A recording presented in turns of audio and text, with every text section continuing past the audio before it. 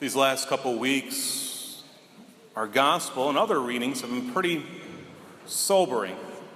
They haven't exactly been upbeat. They haven't been proclaiming necessarily great joy, but rather they've actually been fairly shocking. And it's meant to be this way sometimes in the gospel. Today our gospel for sure is supposed to strike us to the core. And because of that, I thought it'd be appropriate to do a little more sober homily as well. I realize these last couple homilies I've given this weekend, it hasn't been too joyful. So I'll be honest, it's kind of that fire and brimstone homily.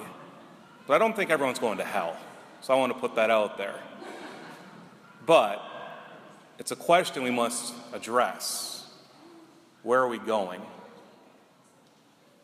And this is a question that is asked to Jesus today. Right away, this person comes up to him. Doesn't say if it's a scribe or a Pharisee. No idea. But he asks a question. Lord, will only a few be saved? And of course, Jesus does not answer yes or no, but rather he expounds on it. He draws out this answer. And he states, strive to enter through the narrow gate. For many, I tell you, will attempt to enter, but will not be strong enough. Now, in other gospel passages, he's going to say you will find an open door there.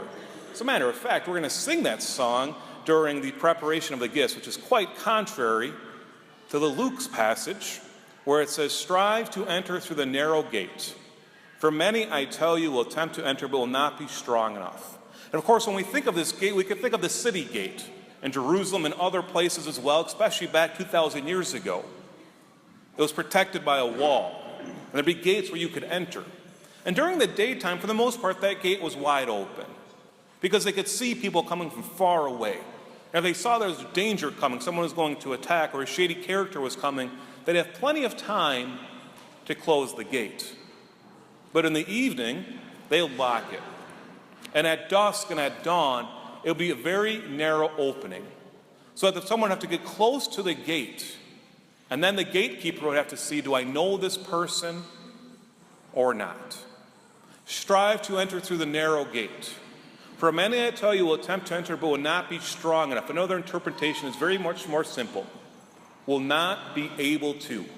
Many want to enter through the gate to heaven, but will not be able to.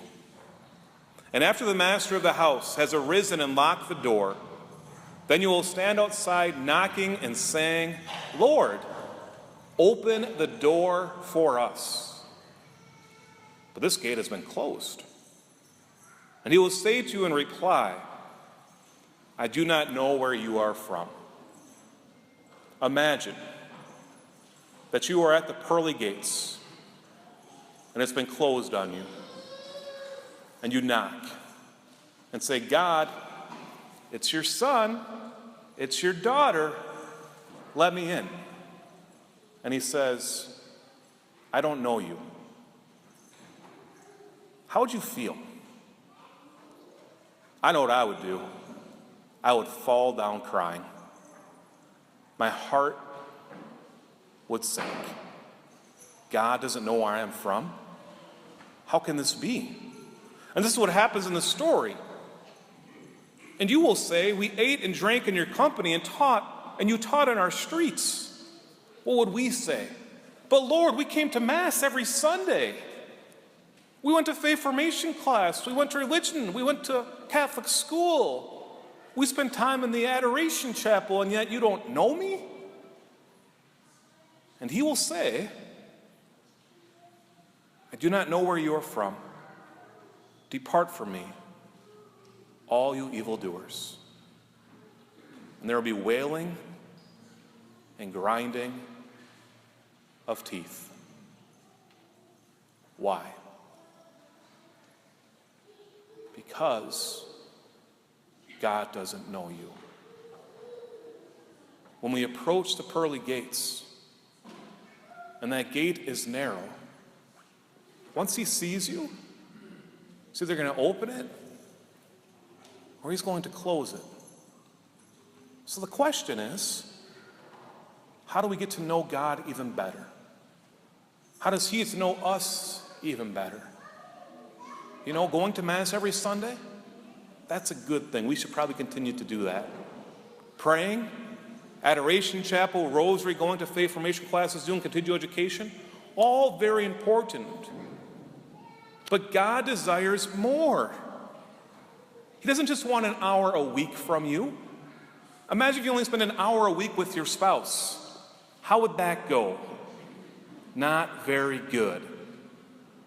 And yet our vocation, first and foremost, is to be God's son or daughter, then spouse, then mother. In my case, it's to be son, priest, pastor. And once those get messed up, everything goes downhill. And so God is saying, I want to spend more time with you. I want you to spend more time with me, yes, in prayer, but in every single instance of your life. And so when we leave here today, we do not leave God behind, but we bring him with us when we leave the parking lot. When we make that next decision, what are we going to do today? Am I going to call my elderly mother? Am I going to go visit my uncle or aunt? Am I going to help out those in need? Am I going to write a letter to a friend? This is what Sundays are for, by the way. Or am I going to go back to work? Am I going to ignore everything I prayed about at Mass? And during the week, what am I going to do at work? Am I going to give my employee all the time that they deserve? Am I going to do just transactions when the school year starts for our students? Am I going to cheat? Or am I going to be honest this year? And the decision is easy when we sit in church. We're going to do the right thing. But do we? No, we do the right thing, by the way, is by letting God be part of it.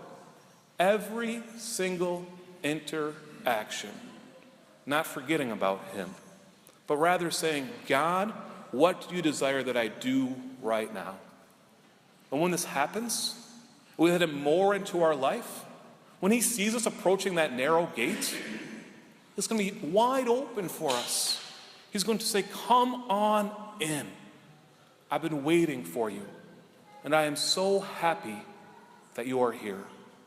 I know you. You are my beloved, with whom I am well pleased.